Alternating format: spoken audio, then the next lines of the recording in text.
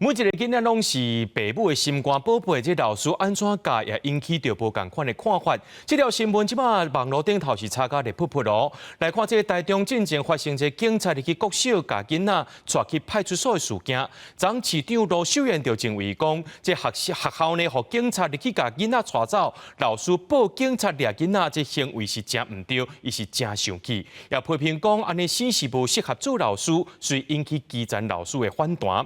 那罗秀燕今仔日也回实咧，讲伊唔知头唔知尾就做结论啦，也讲会定出着相关的 SOP， 和教育单位有相关的执法。洪指控讲，互警察甲学生带走的这间国小，一透早上课时间，有真侪家长赶过来，摕家己做的手帮，表达挺学校、挺老师的立场。你可以看到他，很常看到他在这边就是关心小朋友，不是只有在小朋友表现特别好的时候关心他。我们跟执法单位都希望教育能够为社会带来良善的力量，教导孩子们正确的观念。但这封爆料的第二天，学校一透早是开家长说明会，来讲名贵的事件。今年3月26日，苏生发生集体冲突，学生用一种落毒棍来攻击老师。家长表示讲，学生会回失礼。不过3月27日，学生伫警方到场了后才回失礼。老师嘛表明讲，未对学生来提告，但是警察认定讲已经通报，爱带伊转去派出所做笔录。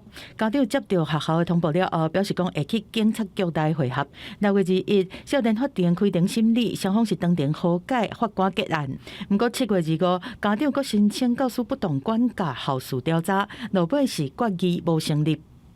法官斟酌审前调查的结果，认为本件少年事件不具需保护性，无裁定进入审理程序及给予保护处分之必要，故裁定不付审理。比较让我们的感觉是，大家就是互相袒护，大家没有想要诚实的面对这一切。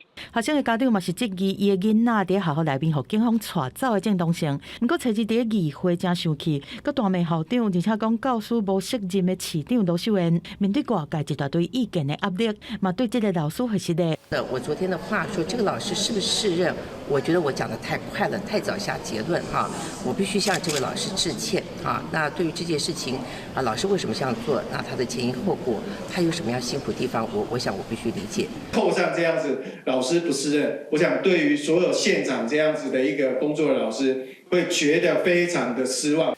总告总讲，老师会决定报警察处理学生暴力的行为，是为了保障家己的安全和学生学习的环境。虽然讲伊是无责任的教师，实在是伤匆忙，而且市府嘛应该提供有够的资源来帮助师生，无应该让老师一个人来承担所有的责任。